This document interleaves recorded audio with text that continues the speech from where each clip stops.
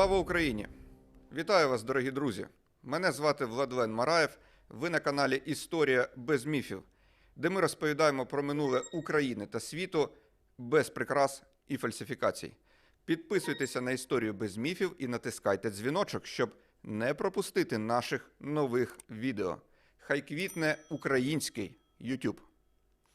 Сьогодні, друзі, поговоримо в нашому стрімі на тему створення СССР – Союзу Совєтських Соціалістичних Республік.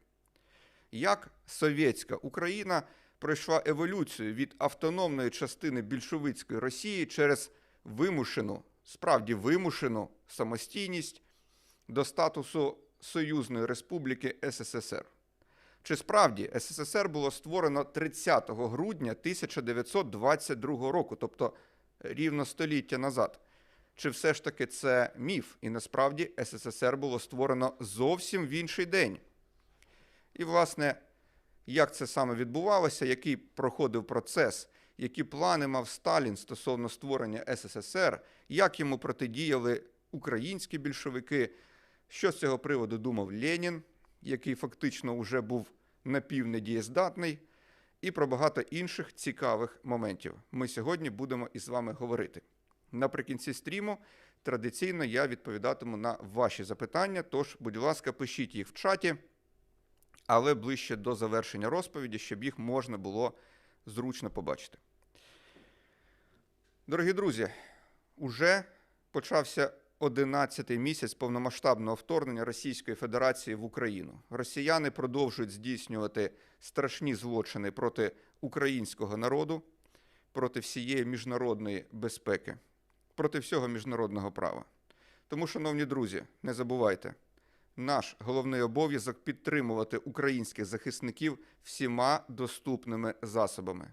Це можна зробити регулярно, щодня, буквально зараз у цей момент, через волонтерські фонди та організації, посилання на які є в описі під цим відео.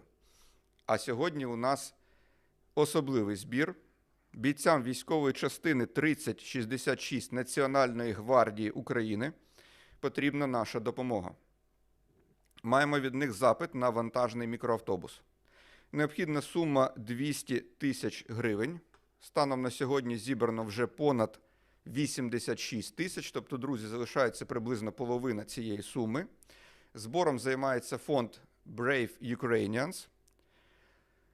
Будь ласка, також посилання є наприкінці відео, тож просимо вас, підтримайте цей збір, допоможіть нашим захисникам зібрати кошти на вантажний мікроавтобус для частини Національної гвардії. Дякуємо за вашу підтримку і допомогу. Отже, переходимо до нашої теми. Сьогодні, взагалі-то, можна було б цю тему розглянути чисто в контексті 1922 року, але я вирішив почати, як то кажуть, спочатку. Насправді, щоб зрозуміти, як саме був утворений СССР, треба розглянути все в динаміці і в розвитку від самого 1917 року, від того моменту, коли більшовики захопили владу. Власне, владу вони захопили в листопаді 1917, січні 1918 років. Не тільки під час перевороту в Петрограді, це був тривалий процес, і про це ми докладно розповідали в стрімі, який присвячений так званому великому жовтневому, в лапках, звичайно, перевороту 7 листопада. Ось, хто бажає, я вас дуже спонукаю до цього переглянути це відео, тому що воно слугує, можна сказати, безпосереднім прологом чи передмовою до нашої сьогоднішньої теми. Що ж було в Україні? Як більшовики завойовували Україну? В Україні вони проголосили свою владу на 1,5 місяця пізніше, ніж змогли захопити цю владу в Петрограді, тодішній столиці Росії. В Україні це вони зробили 25 грудня 1917 року за новим стилем, за григоріанським календарем. Зараз дуже багато говорять на тему юліанський, григоріанський. Так ось всі дати сьогодні будуть саме за новим стилем або григоріанським календарем, за яким ми з вами живемо зараз, в сучасному світі. Так от, сталося це 25 грудня 1917-го, в той момент, коли українці вже мали свою державність, Українську Народну Республіку, вже мали свій парламент, який називався Українська Центральна Рада в Києві. і мали свій уряд, який називався Генеральний секретаріат, а потім назва його буде змінена на Раду народних міністрів УНР. Більшовицьку владу було проголошено не в столиці України, місті Києві, а поближче до Росії, в місті Харків, на Сході. І так само, як і в Петрограді, це було зроблено в максимально нелегітимний спосіб. Ну, але хіба це колись когось із більшовиків взагалі якось бентежило? Ну, їй-богу ж ні. В середині грудня 1917 року, перед цим, в Києві, де якраз влада належала Центральній Раді, відбувся Всеукраїнський з'їзд рад, на якому були присутні приблизно 2000 делегатів з усієї України. Представники більшовиків та їхні союзники, а це на той момент ліві есери і деякі представники Української соціал-демократичної робітничої партії, зрозуміли, що вони на цьому київському з'їзді перебувають в абсолютній меншості, бо їх там було приблизно 150 з 2000. Що вони зробили? Збагнувши, що вони там не зможуть отримати перевагу, вони просто-напросто розкололи цей з'їзд і виїхали з Києва в Харків, де в той час відбувався обласний з'їзд рад Донецького і Криворізького басейнів. Вони об'єдналися з цим з'їздом рад Донецького і Криворізького басейнів, засіли в місцевому харківському дворянському зібранні, ну, де б ще, і цей з'їзд вони також проголосили всеукраїнським з'їздом рад. Ну, тобто, знаєте, як кажуть, відділилися, і ми зробимо свій з'їзд рад із блекджеком і, не буду казати друге слово. Так от, насправді, на цьому харківському з'їзді, чи збіговиську, як хочете, було всього-навсього приблизно 200 делегатів, тобто десь в 10 менше, ніж на київському з'їзді. І ці 200 делегатів аж ніяк не були представниками, реальними представниками основної маси населення України. Чому? Тому що це були переважно делегати від робітників і солдат, але не від селян, які становили абсолютну більшість тодішнього населення України. Однак саме цей харківський з'їзд проголосив в Україні совєтську владу, совєтською властю. Ну, чому я наголошую на слові «совєтська»? Тому що хочу підкреслити її таке російське саме походження в Україні. Тому що саме з Росії будуть іти війська, і саме з російським впливом більшовики будуть завойовувати Україну. Проголосили совєтську владу, але насправді під її виглядом, це ж була не влада рад, по суті, насправді під виглядом влади рад була проголошена диктатура більшовицької партії. На той момент вона ще мала своїх дрібних союзників, яких я вже називав, ліві есери, там деякі ездеки, деякі меншовики, але їх було мало, і вже, в принципі, в 18-му році союз із ними був розірваний, і більшовицька диктатура надалі лише зміцнювалася. Україну цей Харківський з'їзд проголосив Українською Народною Республікою Совєтів і одразу поширив на її територію дію декретів Ленінського раднаркому з Петрограду, того самого уряду, який уже розпочав війну проти Української Народної Республіки на чолі з Центральною Радою. Ось тут, друзі, один дуже такий важливий і достатньо складний для розуміння момент, який я хочу вам пояснити. Річ у тім, що ці от більшовики, які з Києва переїхали в Харків, проголосили УНР Совєтів, вони не створювали нову державу, насправді. Вони намагалися перехопити владу в самій УНР, в тій УНР, де владу мала Центральна Рада. Не зумівши її там перехопити в Києві, вони поїхали в Харків. І просто-напросто заявили, що тепер в Українській Народній Республіці буцімто влада належатиме не Київській Центральній Раді, а вона належатиме оцим от совєтам, а під їхнім виглядом більшовицькій партії. Ось так хитро вони це вчинили. Ще один дуже важливий момент, необхідний для розуміння цієї ситуації. УНР на чолі з Центральною Радою в Києві все ще на той момент себе декларувала частиною, хоча й автономною, але частиною Росії. Точно так само і харківські діячі проголосили, що УНР вона є частиною Росії, тільки автономна. Тобто з самого початку Українська Народна Республіка Совєтів вона залишалася частиною Росії. Але ключова відмінність полягала в тому, що Центральна Рада в Києві, вона не визнала більшовицький переворот в Петрограді, не визнала над собою владу ленінського нового уряду, і вона категорично відмовлялася визнати, що ленінський уряд є загальноросійським. Тобто урядом, який може правити всією територією колишньої Російської імперії і всіма національними окраїнами. Як казали в Києві, цей ленінський новий уряд, він може вважатися хіба що урядом Великоросії, тобто безпосередньо етнічної, так би мовити, Росії.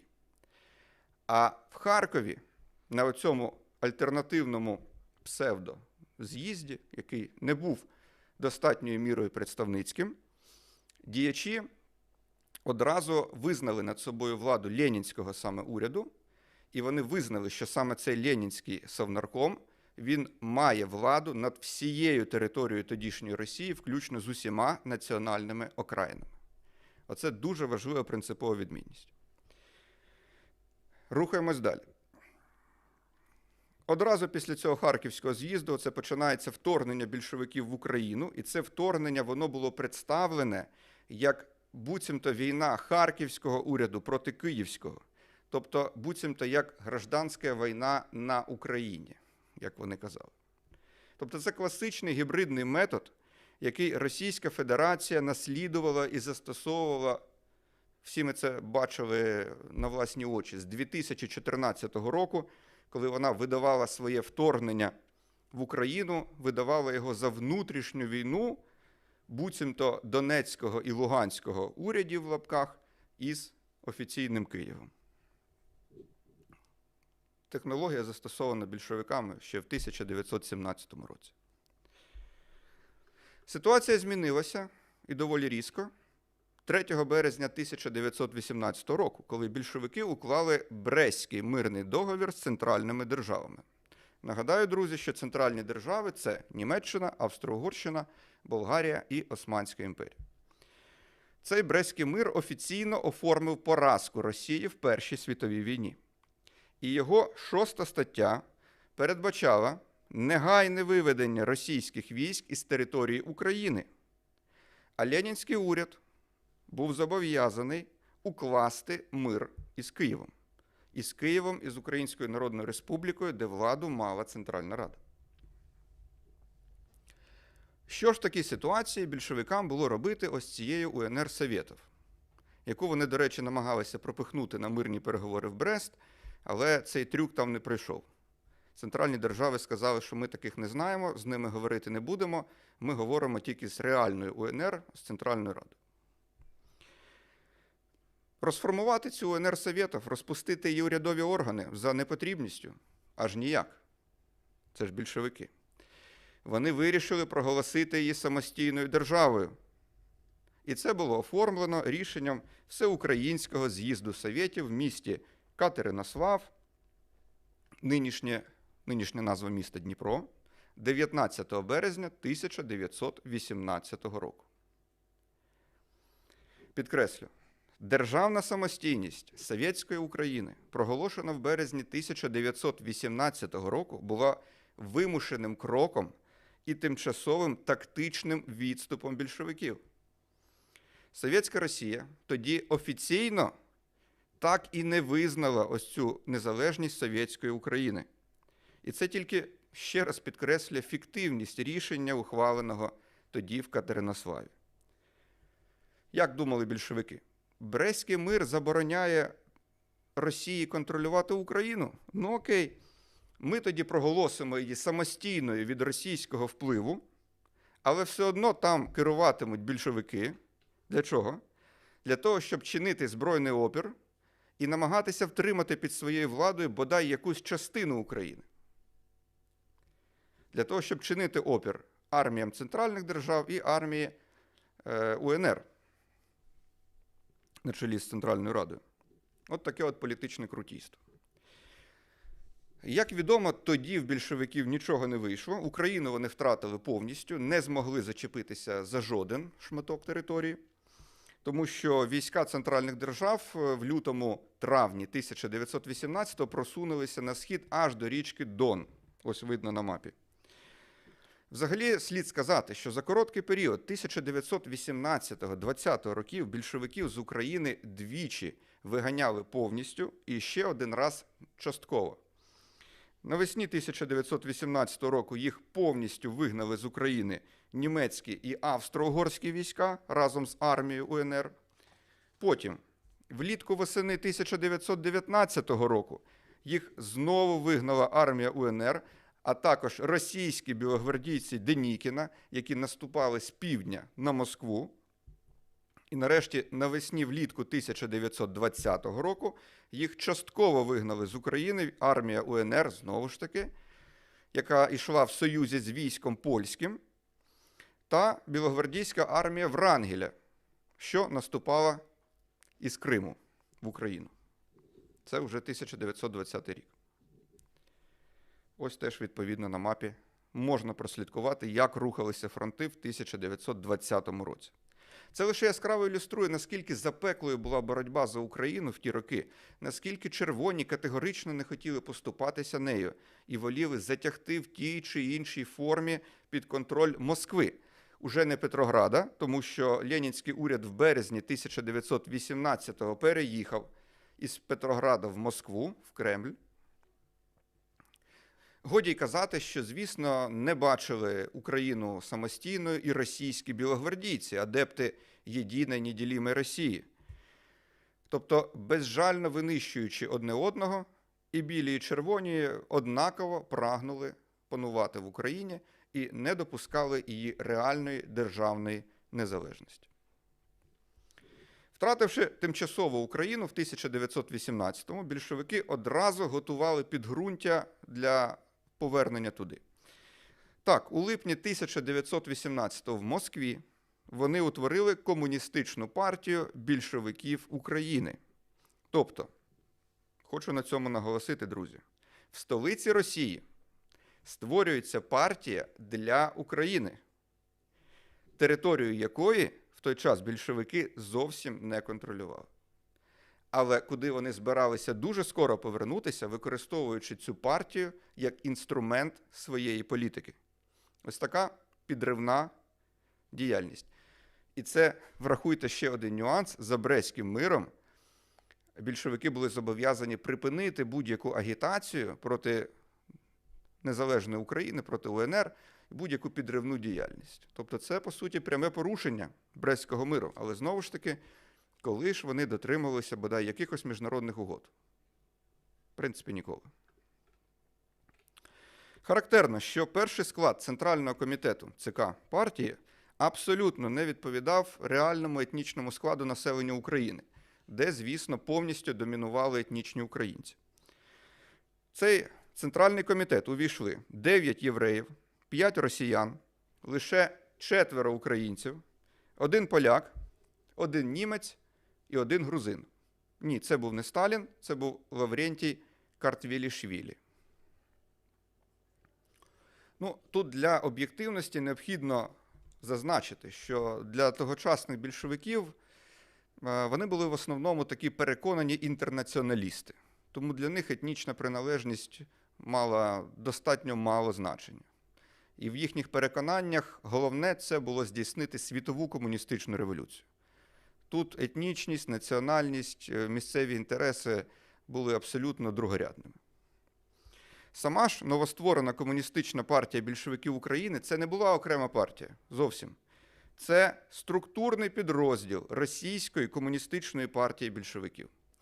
І ось цей перший з'їзд КПБУ у Москві в липні 1918 року ухвалив резолюцію. Завданням нашої партії на Україні є, рішуче порвавши з помилками минулого, боротися за революційне об'єднання України з Росією на засадах пролетарського централізму в межах Російської Совєтської Соціалістичної Республіки на шляху до утворення Всесвітньої пролетарської комуни. Отже, як бачите, на 1918 рік ще ні про який СССР мови не йде. Україну сприймають тільки як частину Совєтської Росії, але існування обох сприймають лише як проміжний етап на шляху до світової комуністичної революції, тобто перемоги комунізму на всій планеті. На початку 1919 року червоним знову вдалося загарбати переважну частину території України. І в березні 19-го вони провели в Харкові черговий всеукраїнський з'їзд Совєтів. Більшовицькі стереографії його подавали під номером 3. Перший, нагадаю, в Харкові був, другий в Катеринославі, ось третій в Харкові. Перший в Харкові, да, другий в Катеринославі і третій знову в Харкові. І ось цей з'їзд в березні 1919-го офіційно Совєтську Україну там було названо Українська Соціалістична Совєтська Республіка, скорочено УССР. І було затверджено її першу конституцію. Що цікаво, в цій конституції УССР була названа не державою, а організацією. Так, організацією диктатури пролетаріату і бідного селянства для перемоги над капіталістами і поміщиками. Ну, знаєте, просто таки, як спектр із романів і фільмів про Джеймса Бонда, як казала Моніка Белуччі, ця організація збирається рідко, але вона так само прагнула встановити новий світовий порядок. Стаття 4 Конституції УССР декларувала: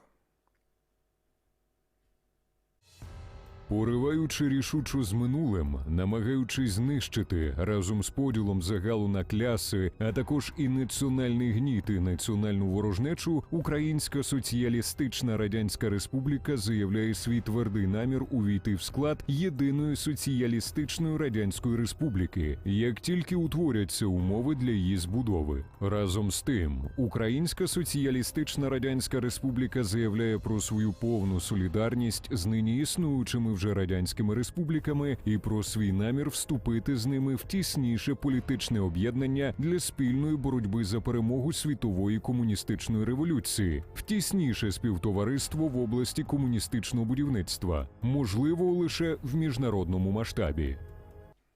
Отже, як і раніше, йшлося про майбутню комуністичну революцію, Всесвітню республіку, а поки що більшовицькі керманичі заходилися організовувати так званий воєнно-політичний союз тих республік, які вже були створені ними на той час. Формально це пояснювалося потребою боротися проти численних ворогів більшовицького режиму. Але насправді наміри були значно далекосяжніші.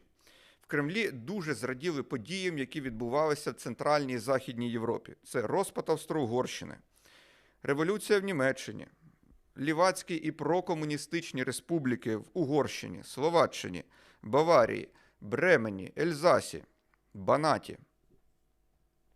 Ленін і компанія сприймали це як ознаки початку світової комуністичної революції. Вони ще не знали, що всі ці республіки виявляться дуже короткочасними, нестабільними і довго існувати не зможуть.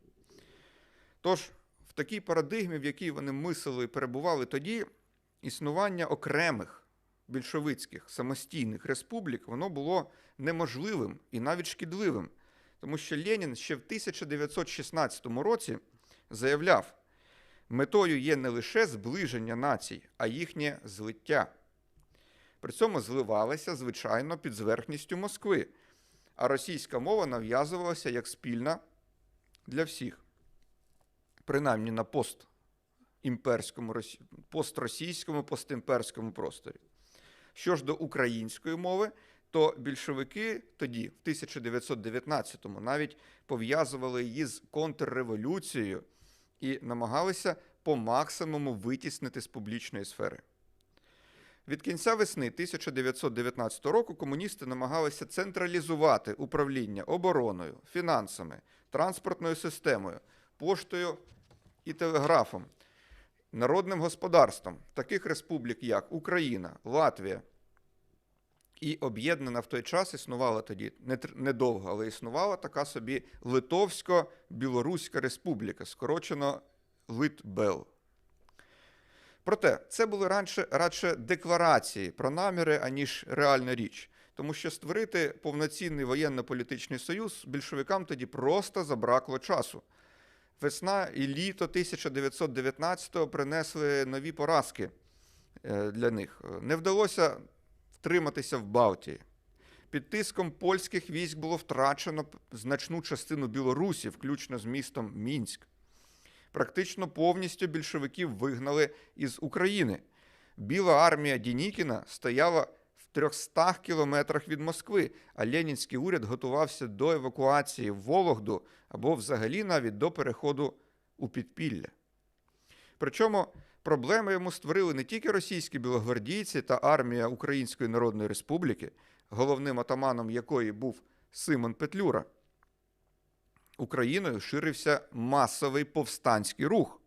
Згадаймо, наприклад, Холодний Яр, якому присвячено окреме відео на нашому каналі. Селяни були категорично незадоволені більшовицькою політикою, тією, яку пізніше будуть називати воєнний комунізм, ігнорування національних інтересів, відсутність справедливого розподілу землі, введення продрозкладки, тобто це примусове вилучення сільськогосподарської продукції, інколи доходило до вилучення 70% зерна і навіть більше. Ось це по максимуму розлютило селянство і спонукало його активно повставати і боротися з більшовицьким режимом. Однак більшовики виявили достатню хитрість і гнучкість, здатність враховувати свої помилки, йти на тимчасові тактичні поступки заради досягнення своєї мети і заради втримання влади. В другій половині осені 1919 року Червона армія знову перейшла в загальний контрнаступ проти військ Денікіна і почала захоплювати Україну вчергове. Тим часом армія УНР на чолі з Петлюрою сама воювала проти Денікіна і була затиснута в так званий трикутник смерті на Поділлі між поляками білими і червоними. Здавалося, вона вже для більшовиків серйозної загрози не становить. Здавалося тільки. Однак більшовицьке керівництво нарешті пішло на значні поступки в національному питанні, прагнучи зміцнити свій режим. 19 листопада 1919 року голова уряду Совєтської України Християн Раковський передав Леніну тези з українського питання, де йшлося. Гасло самостійної української держави стало знову популярним, і під ним пройшла уся боротьба проти нас на Україні. Недбале наше ставлення до національного питання, наша свідома чи несвідома русифікаторська політика на Україні посилила цей рух. Приблизно в той самий час Лев Троцький, який був фактичним військовим керівником більшовиків, писав: потрібно дати українську школу, українську пресу, впровадити українську мову навіть в армії і в університетах. Але для чого? Щоб зробити українську мову потужним провідником комуністичних ідей. Ось цей цілком відвертий момент дуже багато чого прояснює. Путін зі своїми заявами про те, що більшовики буцімто створили Україну та українців, він, звичайно, не просто не правий. Він демонструє абсолютне своє невігластво. Головний історик Росії, в лапках, мислить в своїй дуже заскорузлій парадигмі уявлень, міфів і стереотипів, які з реальністю не мають абсолютно нічого спільного. Всі українізаторські зусилля більшовиків, вони стали поступкою, вибитою шаленим опором українського суспільства. Більшовики усвідомили, що українцям необхідно дати так званий пряник для того, щоб втриматися в Україні.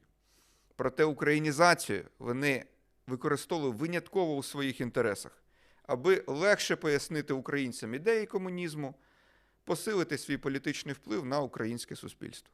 Хочете українську мову? Будь ласка, буде вам українська мова. Але українською мовою буде пропаганда, комуністична пропаганда по максимуму, для того, щоб обробити мізки населення. 29 листопада 1919 року пленум ЦК Російської комуністичної партії більшовиків ухвалив резолюцію про совєтську владу в Україні. І, зокрема, там йшлося ось що. Перше. Неухильно втілюючи принцип самовизначення нації, ЦК вважає необхідним ще раз підтвердити, що Російська комуністична партія стоїть на позиціях визнання самостійності УССР. Друге, вважаючи безсумнівною для кожного комуніста і для кожного свідомого робітника необхідність якнайтіснішого союзу для всіх совєтських республік в їхній боротьбі з грізними силами всесвітнього імперіалізму, партія стоїть на тій позиції, що визначення форм цього союзу буде остаточно вирішено самими українськими робітниками та трудящими селянами. Більшовики вміли напускати туман і створювати оманливе, але дуже привабливе враження, погодьтеся. Насправді, жодної реальної самостійності Ленін та його команда допускати, як і раніше, не збиралися. Але привабити на свій бік якомога більше народу привабливими гаслами і обіцянками, ось в цьому вони були справжні майстри. Буремні події 1919 року можна розглядати як таку певну точку неповернення. Після них більшовики, навіть попри бажання багатьох їхніх діячів і насамперед Сталіна, вони уже так і не наважилися приєднати совєтську Україну до Росії. Вона завжди, до самого краху СССР в 1991 році, матиме статус окремої республіки. Хай навіть і в складі цього СССР. Чому совєтська, друзі, ще раз хочу підкреслити, тому що цим терміном варто підкреслити саме російське походження цього політичного режиму. Шановні друзі, найкращий спосіб допомогти історії без міфів створювати для вас нові відео – це Patreon. Ставши патроном нашого каналу, ви матимете можливість раннього доступу до наших нових відео, голосувати за вибір тем на наступний місяць. Просто зараз триває голосування за вибір теми січня. Залишається буквально кілька днів до завершення року, тож поспішайте зробити свій вибір. Наш канал можна також підтримати, зробивши переказ на картку Приватбанку, Монобанку, PayPal або з допомогою кнопки «Спонсорувати» безпосередньо на YouTube-каналі. Всі посилання є також в описі цього відео. Щиро вдячні вам за вашу постійну підтримку. Саме завдяки їй ми маємо можливість регулярно робити новий український історичний вміст. Дякуємо, друзі. Наприкінці 1920 року, коли припинилася війна більшовиків із Польщею, а білогвардійці Врангеля вибили з Криму, переважна частина України, за винятком західних регіонів, уже вчетверте опинилася під контролем більшовиків.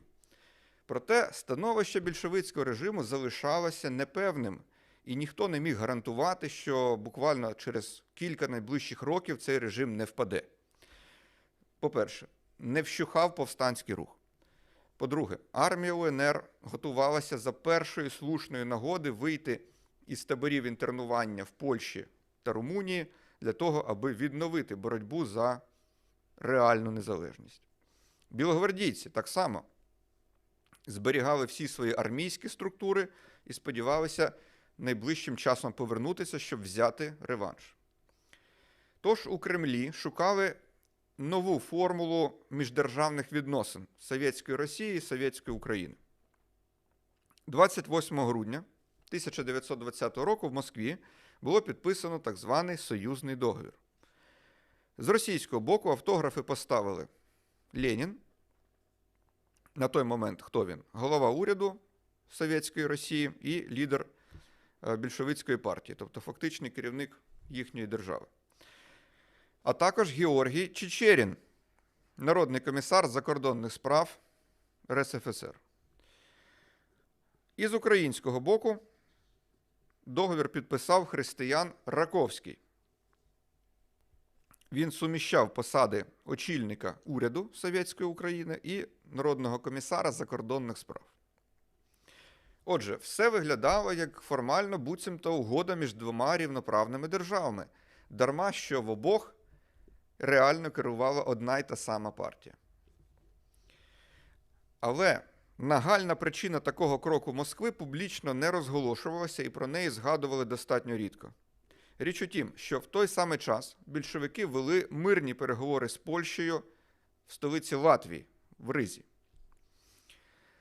Союзником Польщі, як відомо, в тій військовій кампанії 1920 року виступала Українська Народна Республіка під керівництвом Симона Петлюри.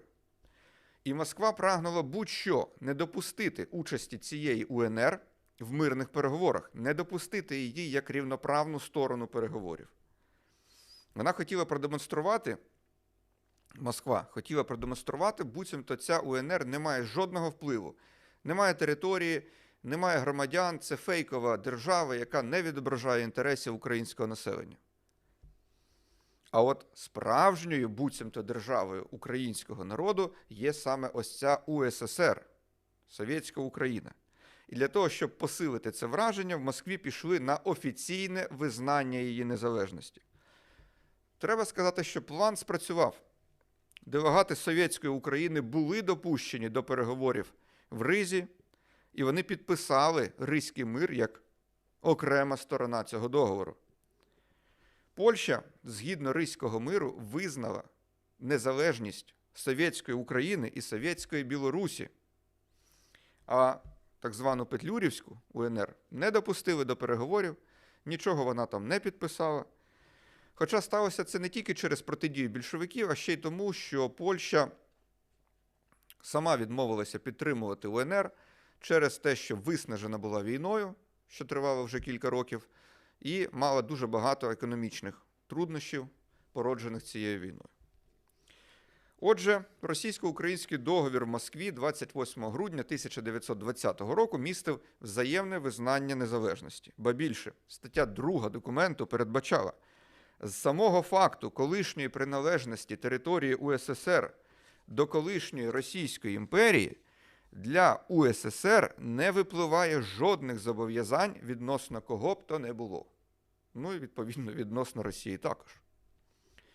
З метою ж укладення так званого військово-господарського союзу Росія та Україна домовилися об'єднати 7 наркоматів, тобто міністерств: військових і морських справ, зовнішньої торгівлі, фінансів, праці, шляхів сполучення, пошти і телеграфів, а також Вищу раду народного господарства. Хронологічно, до речі, це вже була 3-я угода в комплексі аналогічних договорів, які Совєтська Росія підписувала зі своїми сателітами. Раніше, 13 вересня 1920 року, таку угоду уклали з Хорезмською Народною Совєтською Республікою. 30 вересня з Азербайджанською.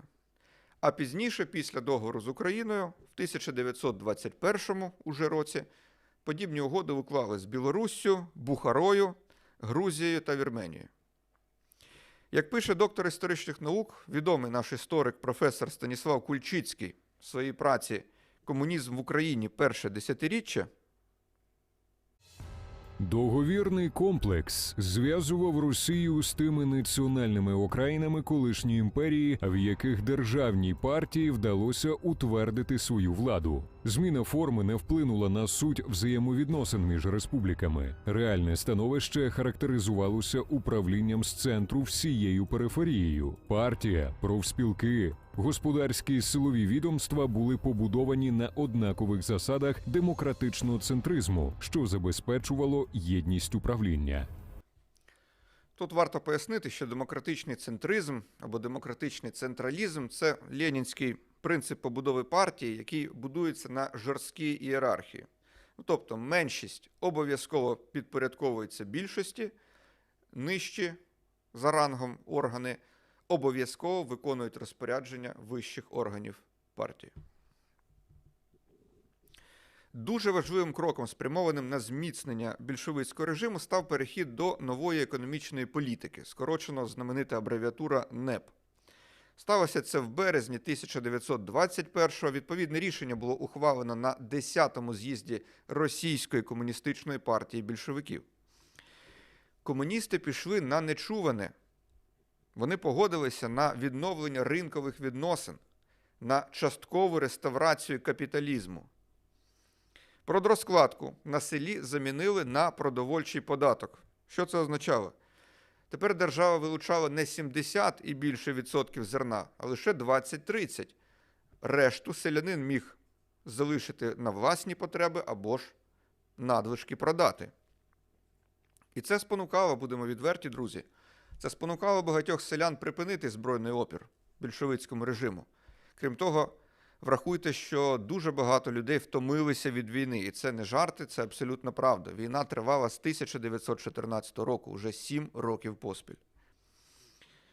Водночас, початок 20-х – це масовий штучний голод в Україні, на Кубані, в Північному Кавказі, Поволжі, в Башкортостані, в Казахстані. Недаремно кажуть на те, що більшовики проводили політику упокорення голодом. Ось на тлі цих подій в цьому історичному контексті відбувається безпосередня підготовка до створення СССР. І тут яскраво проявилися протиріччя між Москвою і національними республіками. Попри те, що і там правили більшовики, але Кремль прагнув нав'язати більш централізовану модель управління, тоді як республіканське керівництво воліли зберегти якомога більшу свободу власних дій. Дуже показовою в цьому сенсі є еволюція християна Раковського.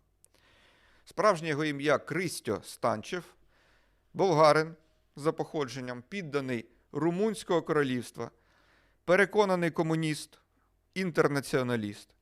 Він був відправлений Кремлем в Україну як провідник саме кремлівської централізаторської політики. З 1919 до 1923 був фактичним керівником Совєтської України, очолював її уряд. І спочатку він ставився до української мови і культури негативно, навіть вважав їх контрреволюційними, реакційними, якимись вигадками дрібної групи інтелігентів. Але буквально за рік, який він провів в Україні, з ним відбулися разючі зміни. Він зрозумів, що це ніякі не вигадки, це реальні речі. І активно почав обстоювати збереження широкого самоуправління.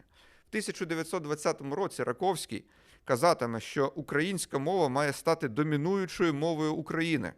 А в 23-му він уже скаже, що від загальносоюзних наркоматів потрібно забрати 9/10 їхніх прав і передати національним республікам. Можна сказати, що така зміна поглядів була наслідком поєднання трьох чинників. По-перше, усвідомлення реального стану справ в Україні. По-друге, більшовицького бажання очолити українську національну стихію і підкорити її своєму впливу. І по-третє, звичайно, особистих політичних амбіцій Раковського, який прагнув бути сильною політичною фігурою, максимально незалежною від впливу Кремля. Це можна зрозуміти, так, як природне бажання будь-якого політика. Тож, в 1921-22 роках тривав справжній конфлікт повноважень між Москвою і Харковом, Харків – тодішня столиця УССР, і цей конфлікт був достатньо таки запеклим. Однак, зрештою, так довго тривати не могло.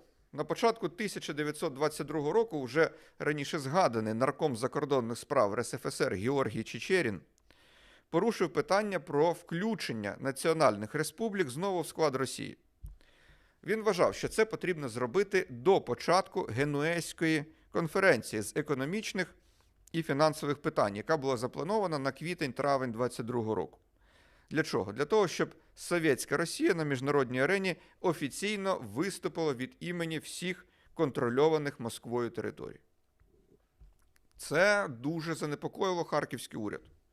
Раковський і його однодумці вважали, якщо вже об'єднуватися з Росією, то треба в якийсь новий союз, де Росія та Україна будуть виступати як рівноправні учасники. 11 березня 1922 року за ініціативи Раковського Політбюро ЦК КПБУ ухвалило резолюцію запропонувати скласти спеціальну комісію з більшовиків Росії та України, щоб, як вони писали, конкретизувати взаємовідносини РСФСР і УССР. Конкретизувати взаємовідносини. Звертаю увагу саме на це словосполучення. Протягом кількох найближчих місяців аналогічні пропозиції надійшли в Москву від керівництва Білорусі і Закавказької Федерації. Була тоді така щойно створена, до неї увійшли Грузія, Вірменія та Азербайджан. Совєтські, звичайно. Тобто, з їхнього боку йшлося тільки про деталізацію, уточнення і розмежування повноважень між центром кремлівським і національними урядами. Але Москва, звичайно, вхопилася за цю ідею для того, щоб посилити свій вплив. Треба сказати, що радянська історіографія, якщо можна взагалі її назвати історіографією, вона постійно подавала, буцімто самі національні республіки ініціювали процес утворення СРСР, СССР, просили про це, і от такі от рішеннями вони зверталися до Кремля. Тоді як насправді бачимо, що це теж фейк. В реальності вони просили тільки уточнити взаємовідносини, розвести оці повноваження і щоб було чітко зрозуміло, хто за що має відповідати. Сталін, який на той момент був щойно затверджений генеральним секретарем Центрального комітету Російської комуністичної партії більшовиків, генсек ЦК РКПБ, він рішуче виступав проти існування навіть фіктивно незалежних національних республік. Сталін хотів повернути їх до складу Росії на засадах автономії, так як було з самого початку, з 1917-го, після більшовицького перевороту. Зініційована Раковським комісія була створена. Навіть було створено 2 комісії, але це був такий процес, який тривав кілька місяців.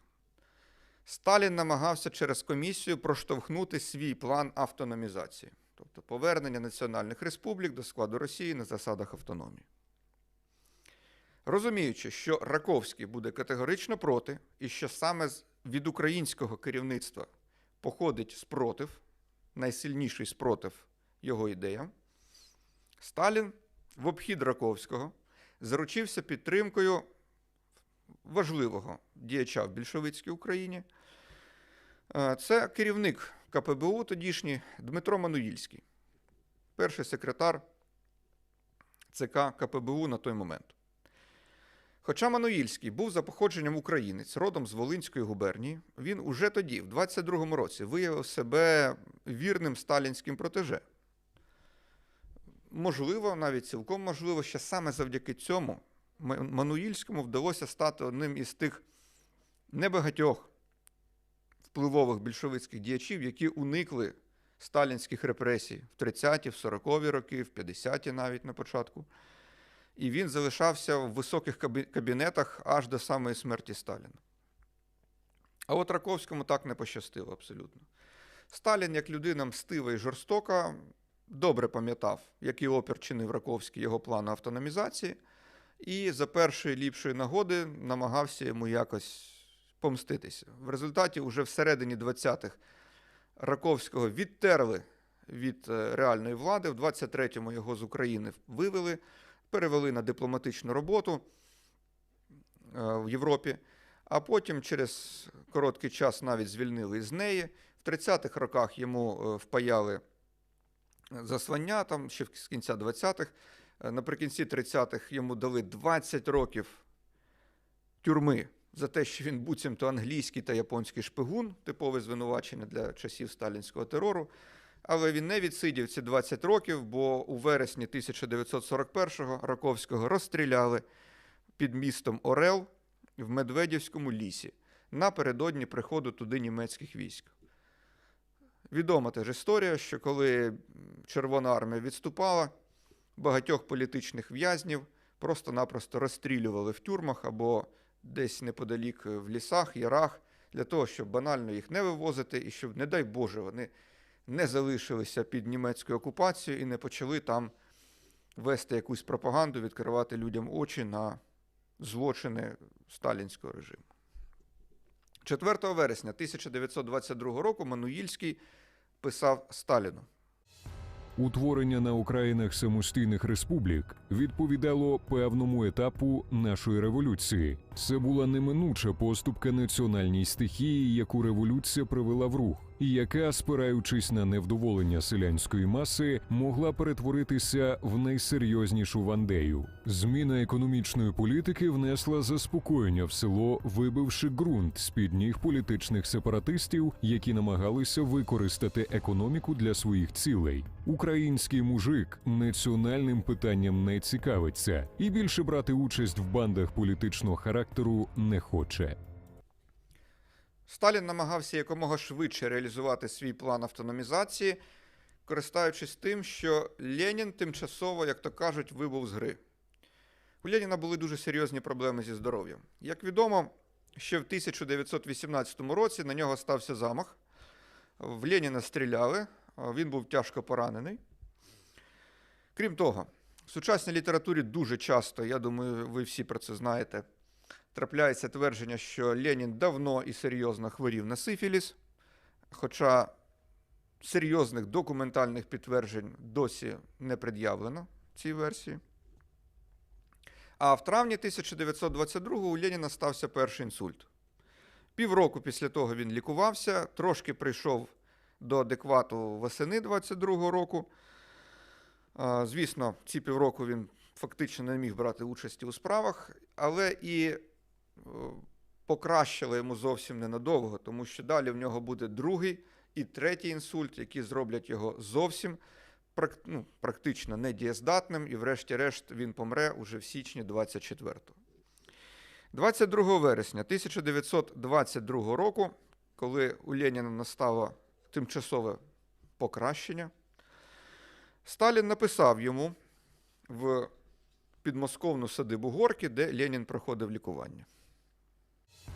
За 4 роки громадянської війни, коли ми внаслідок інтервенцій змушені були демонструвати лібералізм Москви в національному питанні, ми встигли виховати серед комуністів, всупереч своєму бажанню, справжніх і послідовних соціал-незалежників. Молоде покоління комуністів на окраїнах гру в незалежність відмовляється розуміти як гру, вперто приймаючи слова про незалежність за чисту монету, і так само вперто вимагаючи від нас проведення в життя букви Конституції незалежних республік.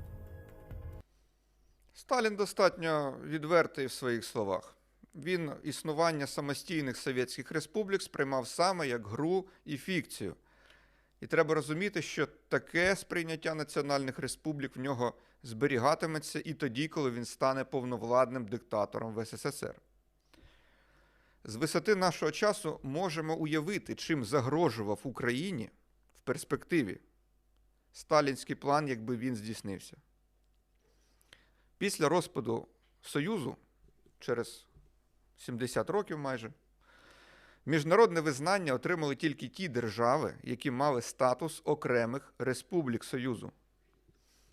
Автономні ж республіки зі складу Росії міжнародного визнання не отримали, і їхні спроби здобути незалежність поки що успіху не мали. Ключове слово «поки що». Приклади Ічкерії і Татарстану тут дуже показові. Власне, про боротьбу Ічкерії за незалежність рекомендую переглянути на нашому каналі окреме відео. Дорогі глядачі, наш канал має власний мерч.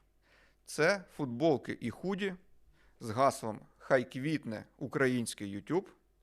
Логотип каналу в новій партії футболок нанесено не тільки спереду, але і зсередини футболки. Для замовлення пишіть в дірект нашого інстаграму або в телеграм-канал. Посилання є в описі цього відео.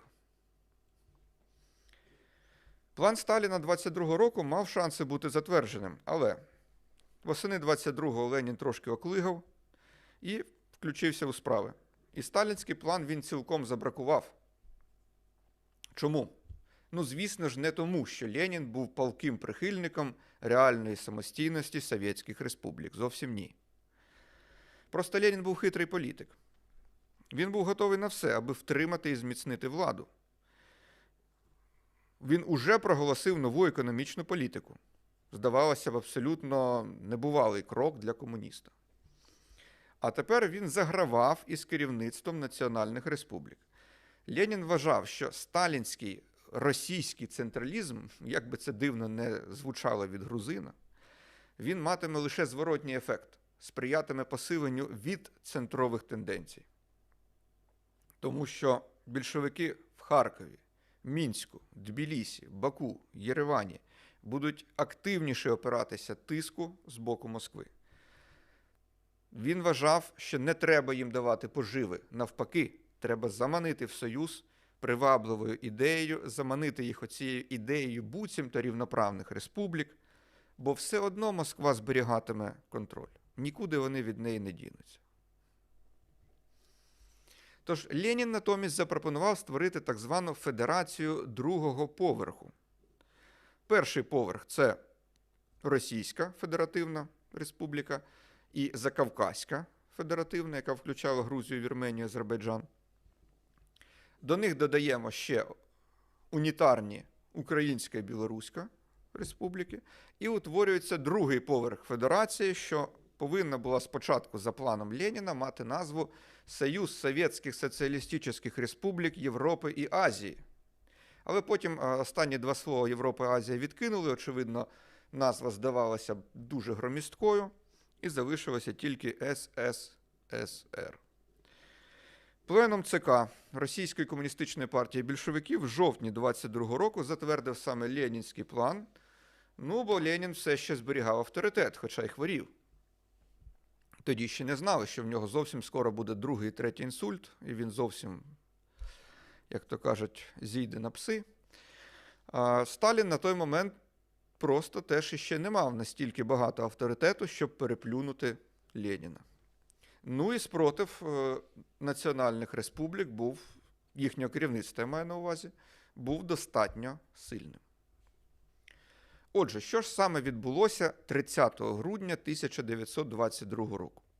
В цей день в Москві, в Большому театрі, Большой театр, як кажуть в Москві, відбувся перший з'їзд Советів СССР. Дуже тривалий час. В совєтській традиції і досі в суспільній свідомості, отак якщо загалом брати, саме з цією подією пов'язують утворення СССР.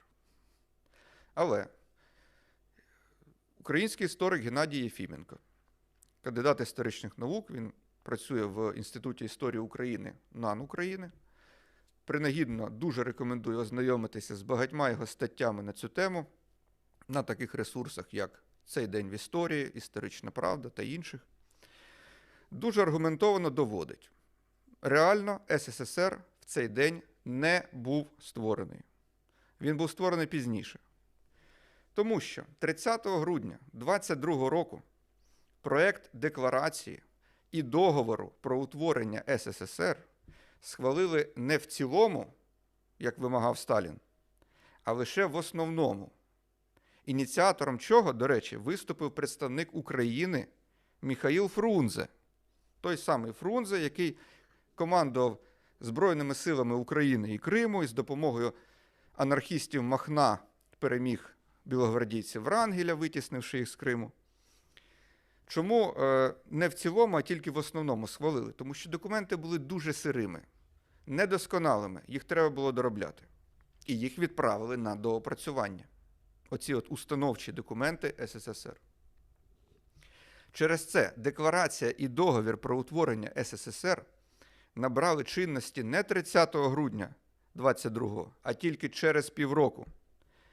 Весь цей період договір ретельно доробляли. Дивіться, його перша версія містила 26 статей, а остаточна 72 статті, тобто майже втричі більше. І вони набули чинності тільки 6 липня 1923 року. Таке рішення ухвалила друга сесія ЦВК СССР. Водночас обидва документи стали складовими першої Конституції СССР, яку офіційно затвердив Другий Всесоюзний з'їзд Совєтів 31 січня 1924 року. Отже, стверджувати, що СССР утворений 30 грудня 22-го некоректно. Насправді, тоді тільки розпочався процес його створення, і реально цей процес завершився аж в січні 24-го року. Ось він тривав понад рік. І, друзі, важливий момент. Спочатку саме день 6 липня був проголошений святковим як День створення СССР або ж День Конституції СССР. Одна і та сама назва, точніше, дві різні назви для одного і того самого свята.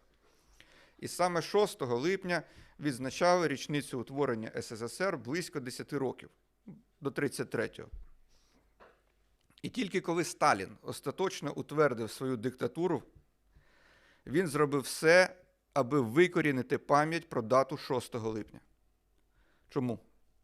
Ну, тому що, по-перше, вона нагадувала про провал його тодішнього плану автономізації, а по-друге, вона нагадувала про те, що процес створення СССР серйозно затягнувся, що він не був, як то кажуть, одномоментним таким актом, а він дуже сильно затягнувся, хоча Сталін тоді, в 22-му, вимагав зробити все якомога швидше. По-більшовицькому, нахрапом, швидко. Тому, коли влада вся зосередилась в його руках, він доклав максимум зусиль для того, щоб стерти пам'ять про дату 6 липня 23-го року і навпаки впровадити дату 30 грудня 22-го року, яка настільки вкорінилася в пам'ять, що досі пам'ятають тільки її. З тексту декларації про утворення Союзу випливає, що в Кремлі на той момент не відмовилися від ідеї світової комуністичної революції, попри те, що сподівання на успіх подібних революцій в Центральній і Західній Європі на той момент уже не справдилися. Не справдилися, більшовики навіть не змогли встановити свій режим на всій території колишньої Російської імперії, тому що реальну, а не фіктивну незалежність отримали Фінляндія, Польща, Естонія, Латвія, Литва. Зацитуємо. Союз є добровільним об'єднанням рівноправних народів. За кожною республікою забезпечене право вільного виходу з Союзу.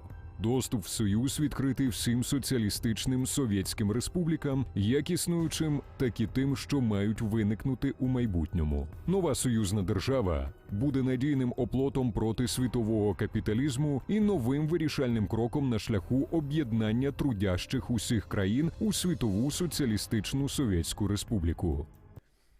Дійсно, склад СССР розширювався. З одного боку, за рахунок дроблення вже наявних республік і виокремлення нових, а з іншого боку, за рахунок загарбання нових територій. Нагадаю, починався СССР із 4 суб'єктів – Росія, Україна, Білорусь, Закавказька Федерація. А найбільше республік існувало в період з 1940 по 1956 рік – 16 республік. На момент розпаду СССР їх залишилося 15, тому що ліквідували Карело-Фінську республіку, поява якої була наслідком Радянсько-фінської війни, Совєтсько-фінської війни. От саме ці 15 республік і стали незалежними з розпадом СССР, і саме вони отримали міжнародне визнання загальне, тоді як різноманітні автономії в складі що Росії, що інших республік міжнародного визнання не отримали. Поки що. В випадку Росії, звичайно.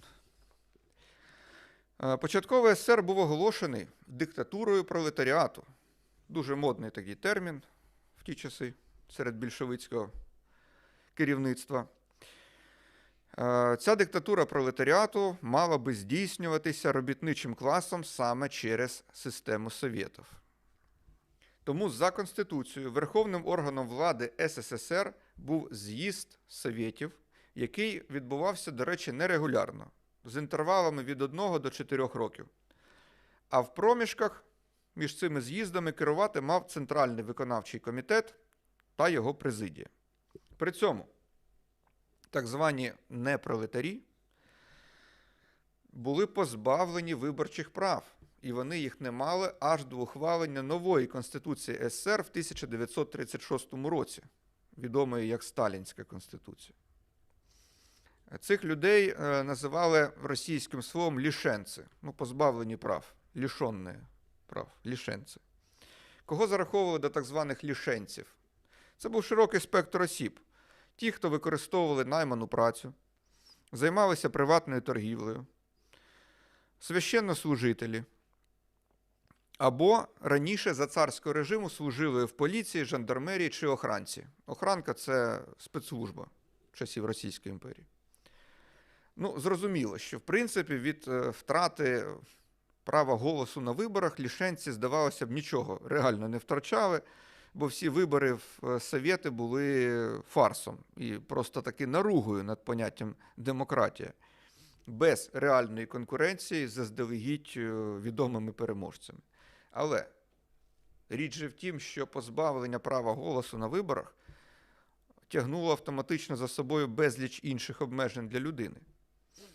Ну, наприклад, нижчі зарплати, вищі податки при цьому, неможливість отримувати вищу освіту, часто неможливість отримати житло, чи навпаки, якщо мали житло, туди активно підселяти, уплотняти, як казали, жилплощу, підселяти туди інші родини, робітників тощо.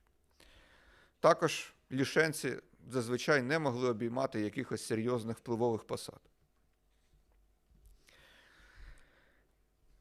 СССР, як і вся більшовицька пропаганда, були наскрізь фальшивими. Зазначення в Конституції не відповідало реальному стану справ. Совєти дуже скоро перетворились на фікцію демократії, а вся повнота влади зосередилася в руках більшовицької партії, де на вершині ієрархії перебував генсек Сталін.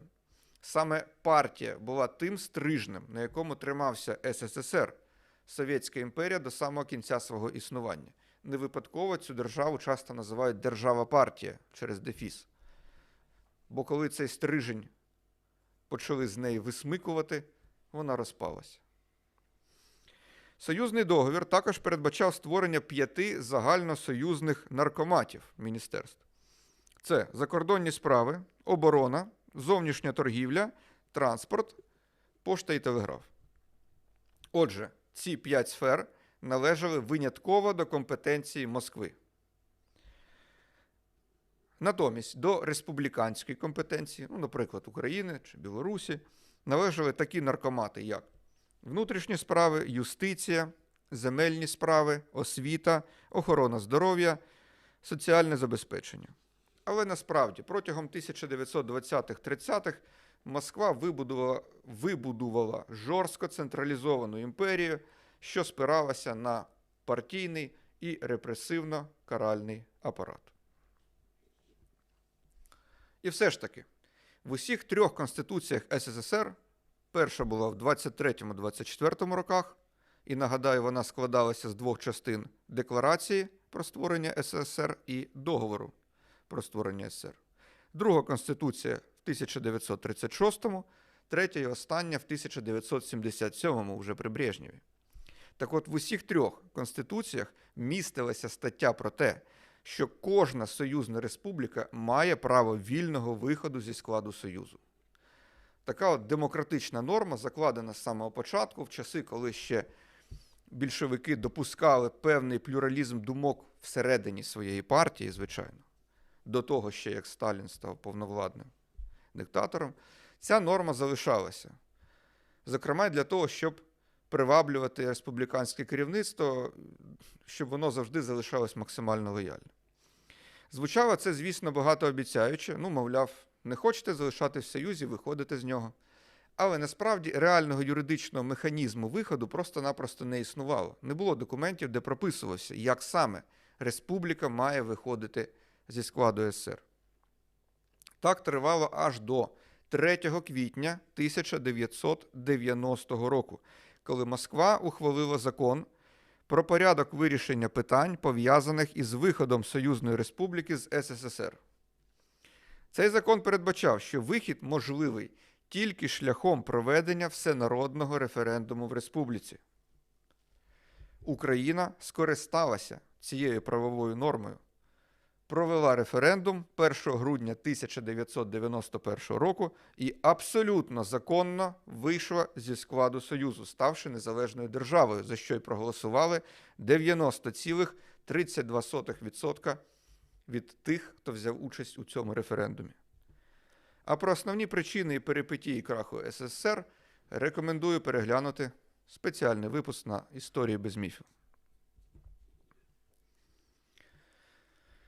Знаєте, друзі, коли в лютому 2022-го почалося повномасштабне вторгнення Росії в Україну, мене неодноразово не полишала думка про те, що Путін приурочив це до 100-річчя СССР.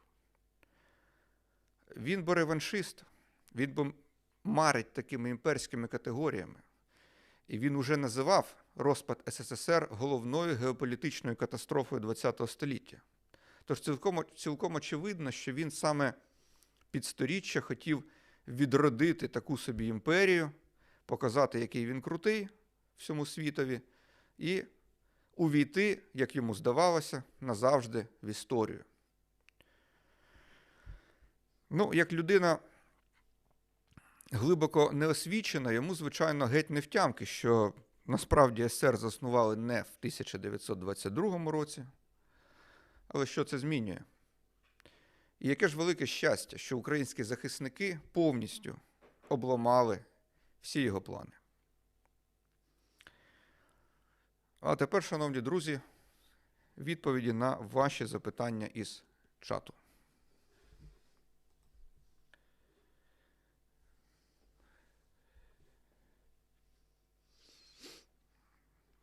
Свій серед чужих, чужий серед своїх.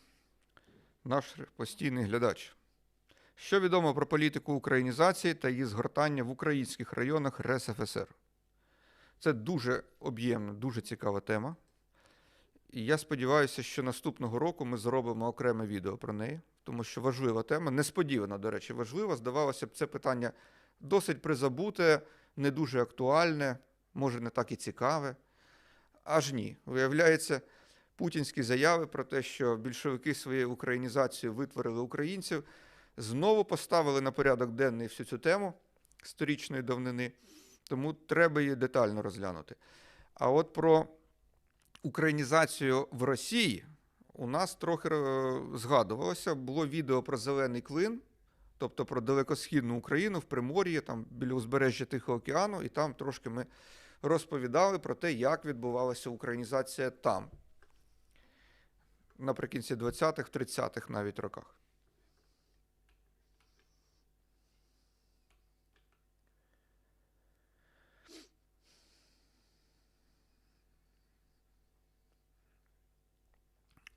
Роман пише, що цікаво, Грушевський також був соціалістом, але комуністи його все одно зробили українським буржуазним націоналістом. Ну, так це абсолютно типова річ. Вони кого завгодно могли зробити таким, який бодай якісь національні почуття виявляв.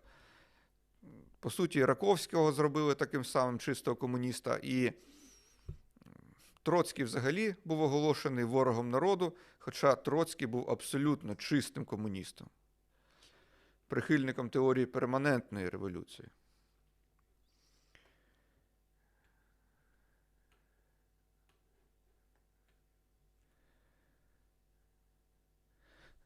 Ukraine Independent UA. Запитання. Чому держава називалася Союз Радянських Соціалістичних Республік, а правляча партія була Комуністична партія? Навіщо дві назви? Ну, тому що з точки зору більшовицького керівництва, з точки зору тієї теорії, в яку вони вірили, комунізм вони ще не побудували. Вони побудували тільки соціалізм. Комунізм – це коли відбувається повне усуспільнення засобів виробництва. Такого ще не відбулося, але це має відбутись в майбутньому. І ця партія, яка керує країною, має привести суспільство до цього процесу. Тобто, до цього результату, врешті-решт. До остаточної перемоги комунізму. Тому вона називалась комуністична, як партія, яка прагне до досягнення комунізму, а сам Союз соціалістичним, бо поки що він не досяг цього комунізму. Очевидно, в майбутньому, якби цей комунізм був досягнутий і переміг, тоді б назва була повністю змінена. Хоча, знову ж таки, ми теж всі розуміємо, що це була повний відхід від марксистської традиції, бо ж за класикою вважалося, що комунізм може перемогти тільки на всій планеті, в межах всієї планети. Комуністична революція має перемогти. І він не може існувати десь в якомусь регіоні одночасно з наявністю капіталістичних країн. Тоді як більшовики, врешті-решт, пристали на те, що от ми будемо в себе будувати комунізм і співіснувати з капіталістичним оточенням.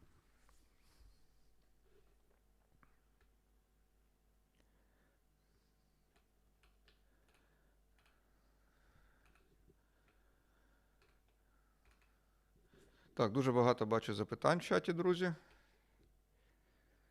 Це дуже приємно, що наша робота викликає у вас такий жвавий інтерес.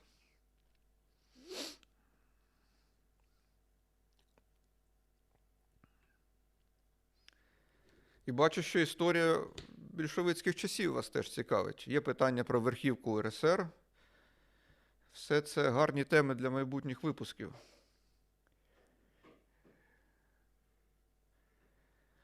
Олександр Петрик запитує, чому Грузія, Вірменія, Азербайджан увійшли в СССР не як окремі республіки, як частини Закавказької Федерації. Ну, її створили на дуже короткий період. Те ж саме було в Середній Азії, там, чи Центральній, точніше, Азії. Більшовики постійно експериментували із адміністративними межами. Експериментували із народами і націями. Вони проводили регулярне розмежування, нарізали кордони. Щоразу, звичайно, несправедливо. Через що один народ був розділений часто цими умовними на той час кордонами, але коли СССР розпався, почались проблеми, бо українці від України теж частину етнічних територій відокремили. Наприклад, Таганрозький округ, де домінували українці. Але його потім, всередині 20-х, прирізали до радянської совєтської Росії. І поступово населення там було повністю здеукраїнізоване.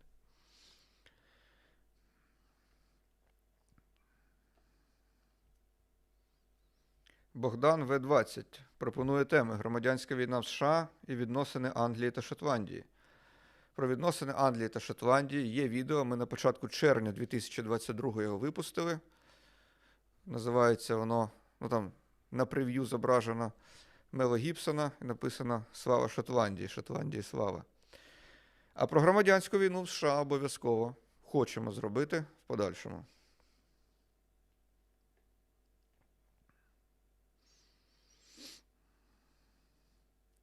Іван Лемчук. Чому червоним вдалося перемогти білих та УНР? Це, як то кажуть, не просто філософське, а наріжне питання історії. Воно цікавить всіх. Дискусії тривають уже понад 100 років. Основних причин можна назвати декілька. З одного боку, більшовики одразу змогли захопити центральні регіони Росії. Найбільші міста Петроград і Москву, які вони вже ніколи нікому не здали. Відповідно, білогвардійці, скажімо, діяли проти більшовиків з окраїн, ну, скажімо, з Кубані, з Кавказу Північного, з Сибіру, з Далекого Сходу, з півночі, з Архангельщини. З іншого боку, більшовики, вони завжди демонстрували максимальну централізацію і єдність. У них завжди була тільки одна партія, дуже жорстко централізована. Оцей метод демократичного централізму, так званого, коли меншість обов'язково підпорядковується більшості. Опозиція вкрай жорстко придушувалася, і ніяких серйозних обговорень внутрішніх конфліктів, дискусій не допускалося. Більшовики діяли надзвичайно жорстко і жорстоко, придушуючи своїх противників всіма доступними методами. Абсолютно вони безкомпромісно воювали як проти УНР, так і проти білогвардійців. Натомість їхні противники були дуже значною мірою роз'єднані. Про суперечки в українському керівництві, я думаю, в принципі, більш-менш відомо. Про це теж можна багато розповідати. Петлюра, Винниченко, Грушевський, Скоропадський, Петрушевич. Боже мій. Але у білогвардійців творилося не кращі речі. Білогвардійці були такою величезною солянкою, куди входив найширший спектр поглядів людей. Від крайніх монархістів, ультрамонархістів, які були за абсолютну монархію, православ'я, самодержав'я, народність, до лібералів, які були за республіку, за установчі збори, за вільні вибори, за демократію тощо. Вони між собою теж постійно гризлись. Були конфлікти між російським офіцерством, яке прагнуло збудувати російську таку армію за централізованою армійською системою, і козаками.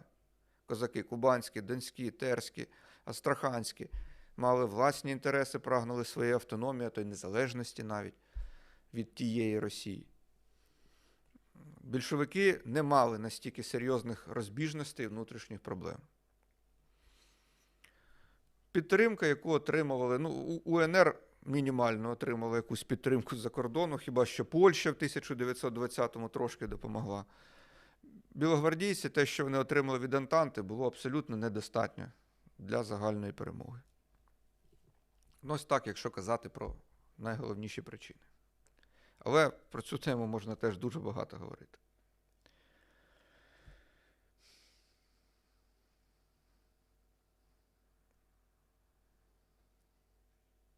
Андрій Українець запитує, хто гірший, Сталін чи Троцький в контексті національних інтересів?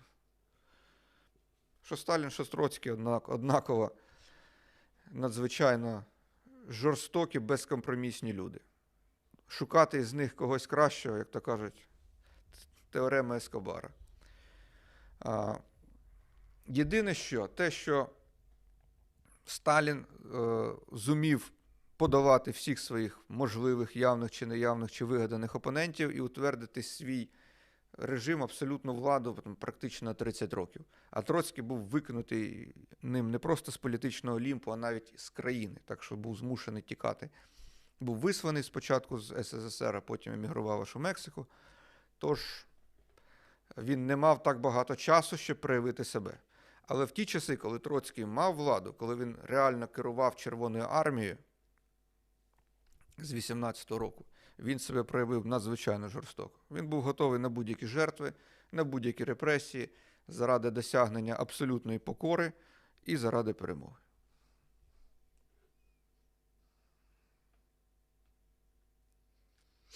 Роман Саудан запитує, чому більшовики створили Білоруську ССР, якщо в білорусів не було своєї УНР? Була БНР. Білоруська Народна Республіка була проголошена 25 березня 1918 року. А оцю білоруську БССР в січні 19-го, якщо я не помиляюсь, тільки проголосили. Тобто так само, як і УНР мала, теж українці мали свою УНР, білоруси мали БНР. Є тільки велика відмінність. БНР не була визнана на міжнародній арені. УНР бодай частково була визнана. Німеччиною, Австро-Угорщиною, Османською імперією, Болгарією, Латвією, Польщею, Аргентиною навіть у 21-му році. БНР навіть такого визнання не мала. І армії не мала відповідної, дуже в неї була малочисельна, слабка армія, і тому вона зовсім не змогла втриматися і довго себе проявити. У нас був влітку, в липні, стрім по Білорусі, де історія БНР була також одним із запитань розглянутих.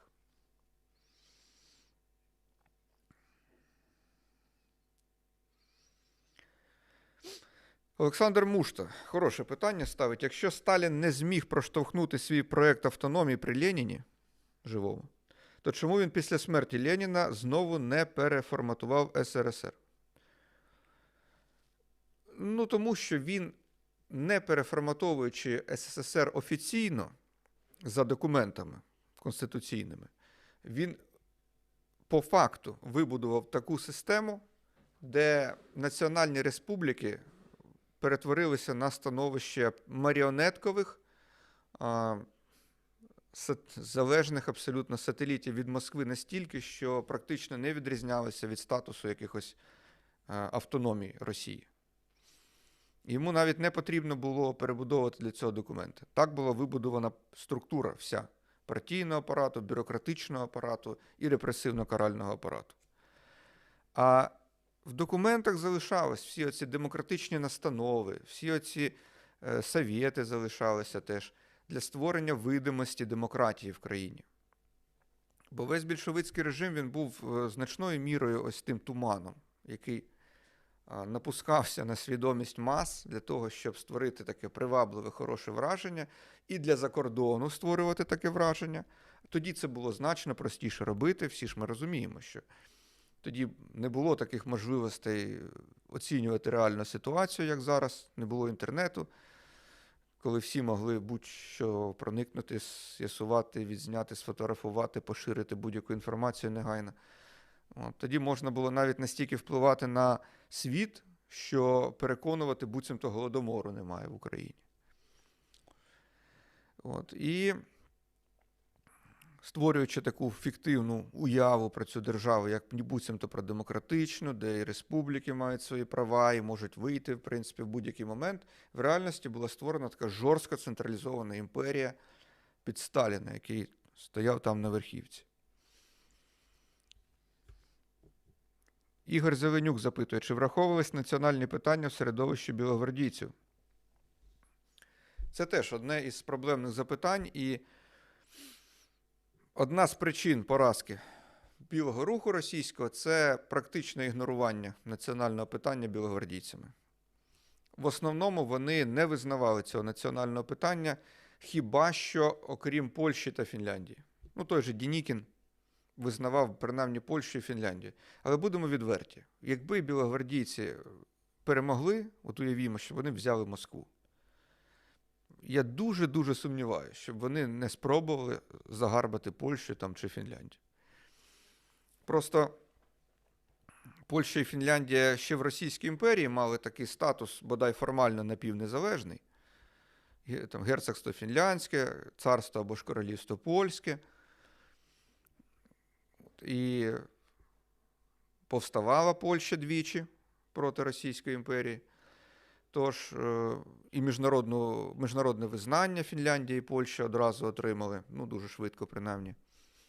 А от якщо говорити про українців, там, білорусів, народи Кавказу, білогвардійці, вони централісти. Якщо брати класичних, там Дінікін, Колчак, Юдєніч, Врангель, Міллер на півночі. Вони будували єдину і неділиму Росію.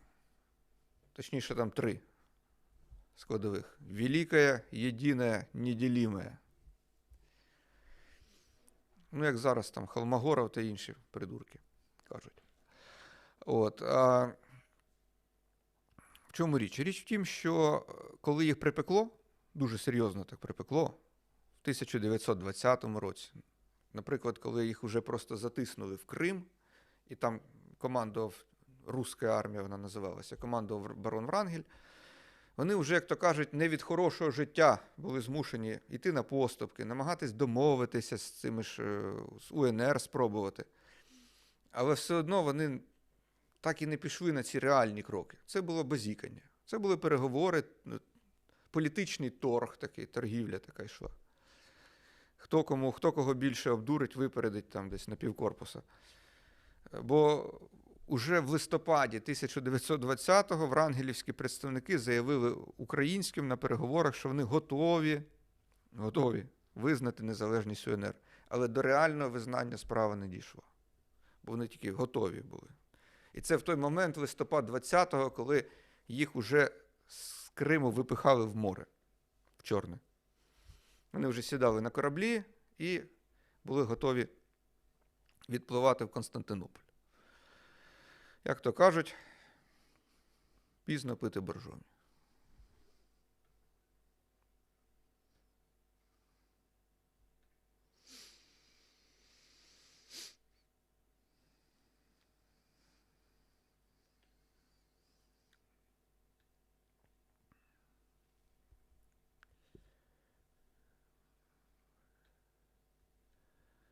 Мачева теж хороше питання ставить. Чому в комуністичній Росії не було окремої ЦК КП Росії, а в союзних республіках були?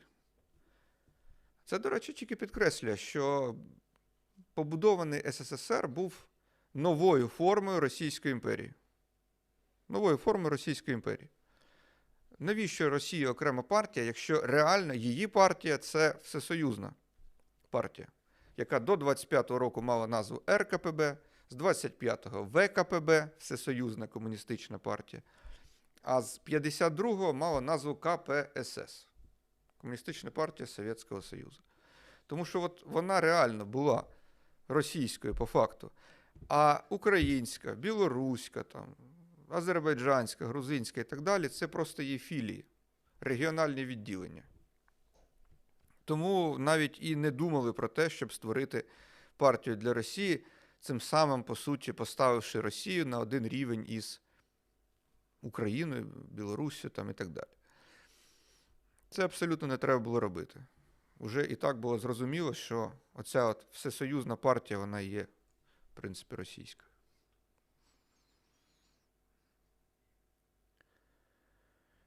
Олекса Васько.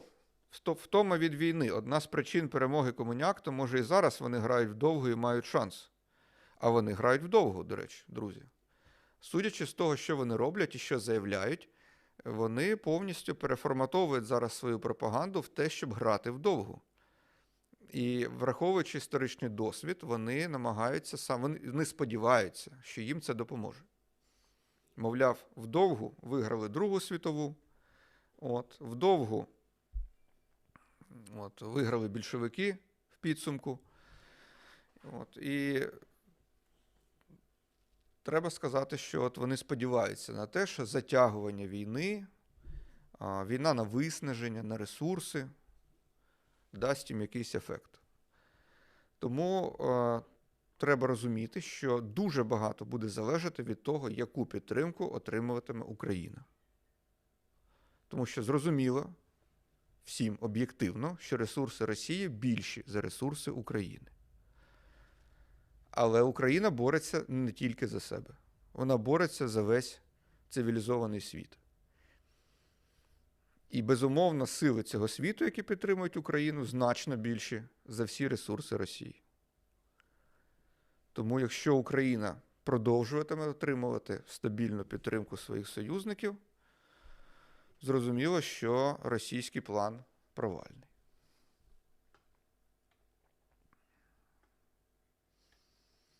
Про причини розвалу СРСР запитує Борис Михайлюк, але тут я можу адресувати вас до окремого відео «Крах СССР». Воно так називається, там ми про це говорили.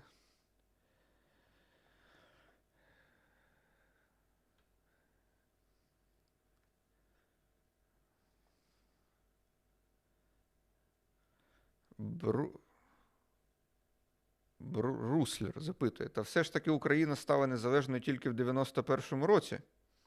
Ну, офіційно так. Причому, до речі, друзі, підкреслюють, акт проголошення незалежності України він називався. Тобто проголошення, буцімто з нуля. Хоча насправді історично це було відновлення, бо українська держава уже раніше існувала, як незалежна. Раніше. УНР, ЗУНР, Українська держава Скоропадського, була Карпатська Україна в 1939-му, було проголошено відновлення української держави в 1941 році, але не реалізовано тоді. Тому, по факту, це було відновлення незалежності.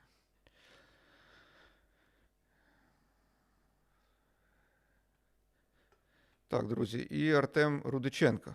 Якщо в Конституції СССР була зазначена можливість виходу республіки із Союзу, чому жодна з них не використала цю можливість до 90-го року? Просто тому, що механізму такого не було. Не було прописано, як саме виходити з цього Союзу. Жодних правових норм не було, як це робиться. Друзі, я нагадую, що ми проводимо збір для військової частини 3066 Національної гвардії України. Збираємо на вантажний мікроавтобус. Збором займається фонд Brave Ukrainians. Необхідна сума 200 тисяч гривень. Наразі зібрано понад 86 тисяч. Просимо вас допомогти нашим захисникам. Від них залежить майбутнє України, кожного з нас. Шановні друзі, хочу привітати вас із прийдешнім Новим роком і побажати насамперед, щоб у 2023-му ми досягли перемоги над російським окупантом, очищення нашої території і довгоочікуваного миру та спокою для нашої української батьківщини. Бажаю всім міцного здоров'я, безпеки, сил, витримки. Підтримуйте наші Збройні Сили, наших захисників, не тільки Збройні Сили, Національна гвардія, весь силовий сектор України. Від них залежить все. Побачимося в 2023 році. Щиро дякую, друзі, за увагу. До наступної зустрічі. Слава Україні!